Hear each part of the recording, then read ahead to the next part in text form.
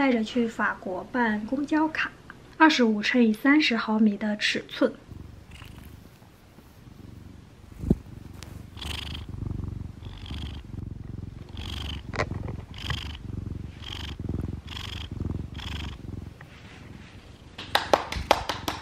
团团过来，团团，我们走喽。我们7天回来啊。走了啊，楼底下的灯给你开着了。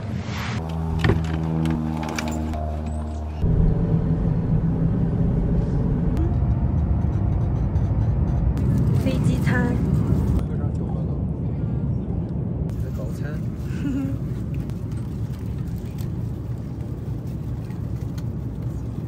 我们出关了，朋友们，然后现在拿出了攻略，我们现在去买流量卡。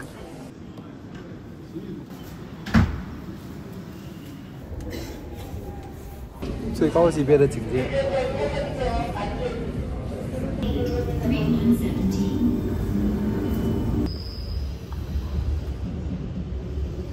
现在是早上的8点多，天才亮。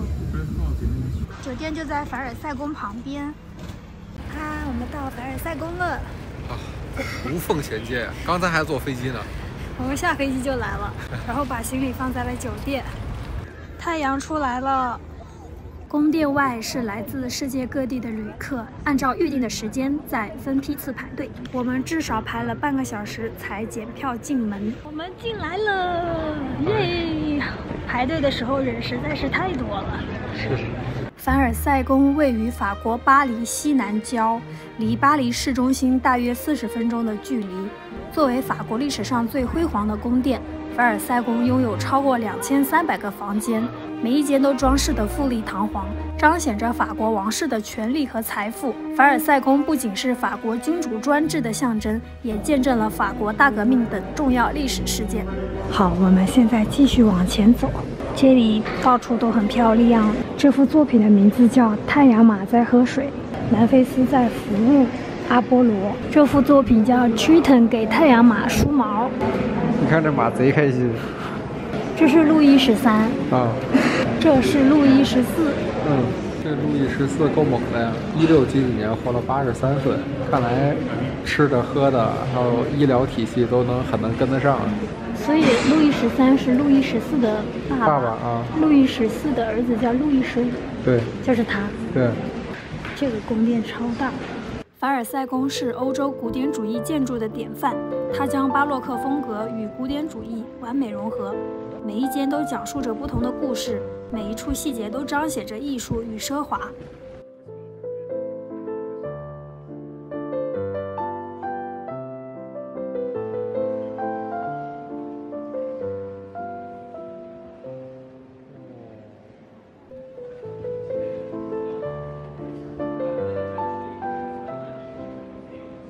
这里是静厅，凡尔赛宫最富丽堂皇的殿堂，也是整个欧洲最著名的房间之一。右侧是17扇巨大的拱形玻璃门，左侧则是与之相对的17面巨型镜子，可以将窗外花园的美景和室内金碧辉煌的装饰无限延伸，营造出令人惊叹的空间感和光影效果。抬头仰望，你会被天花板上的巨幅壁画所震撼，描绘了路易14统治时期的辉煌成就，歌颂了太阳王的伟大。这是路易14的房间，但是他不住在这里。可以不住，但是必须得有。帝王的象征是吧？天花板上还有很多画。这天天一睁眼，抬头看的都是艺术。这个房间的作用就是起床仪式跟睡觉仪式用。路易14的又一个房间，接见大臣的地方。与国王寝宫的庄重奢华不同，王后寝宫则显得更加柔美精致，体现了王后的优雅与高贵。这是皇后的床。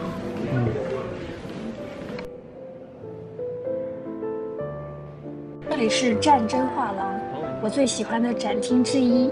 墙壁上挂满了巨幅油画，非常宏伟震撼。到外面花园来看一看。我们在室内走了2个小时。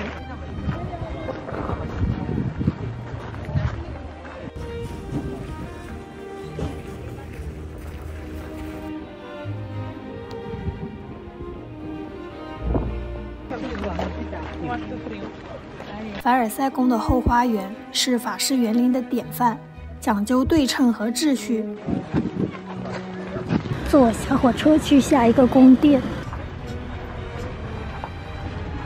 除了精美的花坛和喷泉，凡尔赛宫花园还拥有大片大片的草坪、树林和林荫道，为人们提供了休闲放松的空间。我不困了，这个是坐红眼飞机的后座。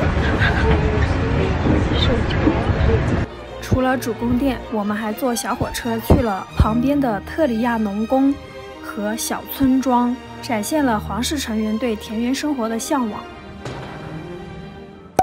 我们现在 check in， 这个酒店竟然没有电梯，非常的巴黎巨响。我们好像在阁楼，看一下窗外，床的另一边是卫生间，好有意思哦，这个阁楼。尴尬了，朋友们。我们忘记买转换插头了，这里的电压不一样，我们是这种瘪的插头，然后这个插座是圆的，所以一会儿我们要去超市买个插头。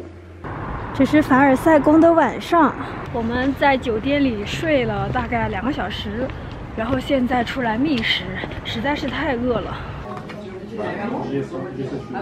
我的拍台，我的冬阴功什么的鸡肉咖喱啊，いただきます。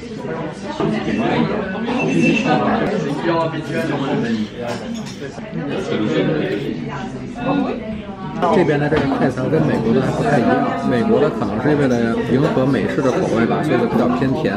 这个的话，它就加了更多这种香料，不太一样，还挺好吃的。光盘了，光盘了。我们回到了酒店，今天的行程就这样结束了。